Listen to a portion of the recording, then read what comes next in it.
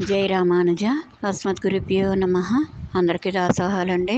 రామానుజ అష్టోత్తర శతనామావళిలో 106వ నామం. ఓం అవ్యహత మహాద్వర్తనే నమ అనేది నామం.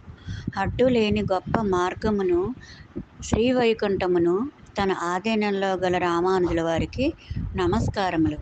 ఉభయ విభూతులు అనగా శ్రీవైకుంఠము అంటే నిత్య విభూతి, భూలోకము లీలా విభూతి.